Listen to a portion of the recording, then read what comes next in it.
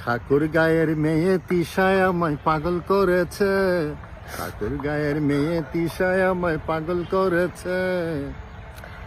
ও মাই god, নরসিংদীর কি একটা কথা আছে না, ওই যে হ্যাঁ, নরসিংদীর পোলা 80 টাকার তোলা।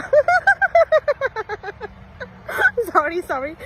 আমি সবসময় বলি সবার দেশে সবার কাছে অনেক প্রিয়, নরসিংদী আমার কাছে অনেক অনেক ও প্রিয় আচ্ছা, এবং আমি গর্বিত নরসিংদীর সন্তান হিসাবে। আমিও গর্বিত নরসিংদীর বৌমা হিসেবে, রাইট? আচ্ছা, গতকালকে আমি একটা কথা শুনলাম, একজন খুব গুণী ব্যক্তি বলেছেন যে দেখেছো দেখেছো এই মেয়েটা যখন ঠাকুরগাঁয়ে গিয়েছিল তখন কি চেহারা ছিল, কি একটা কালো জামা পরে গেছে, কি একটা অবস্থা ছিল, আর এখন ওর চেহারার অবস্থা দেখেছো? এখন তার চেহারা গ্লো করছে, বিকজ আমি তাকে সেইভাবে রেখেছি। অবভিয়াসলি আমি ভালো আছি, সুখে আছি, তো আমার চেহারাতে একটু গ্লো আসবেই, তাই না?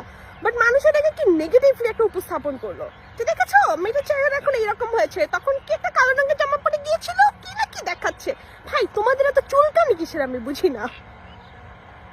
না, সবাই সবার মতো ভালো থাকুন। কারণ অবভিয়াসলি সবাইকে, একজন আমাকে বলছে এরকম যে এই আমাদের মানে বিভিন্ন কিছু দেখে বলে আর দেখতে ইচ্ছে করছে না, তারপর আমি তার ইয়াতে ঢুকলাম, আইডিতে দেখি আমাকে সে ফ্রেন্ড রিকোয়েস্ট পাঠাই রাখছে। তো আমি তাকে বললাম যে ঢুকতে ইচ্ছে করে না ভাই, ফ্রেন্ড রিকোয়েস্ট কেন? পর দিকে সে লজ্জা পেয়ে সাথে সাথে আবার ওই রিকোয়েস্টটা ক্যান্সেল করে দিয়েছিল। বাট তো আমি ওটা আবার একটা স্ক্রিনশট রেখেছিলাম। তো যাই হোক, আমি একবারই বলেছি আমরা কারোর কোনো সমালোচনাই করবো না, কারণ তারা বিনোদন খুঁজে পাচ্ছে পার্ট তারা, আমরা আমাদের মতো ভালো থাকি, সবাই সবার মতো ভালো থাকুক।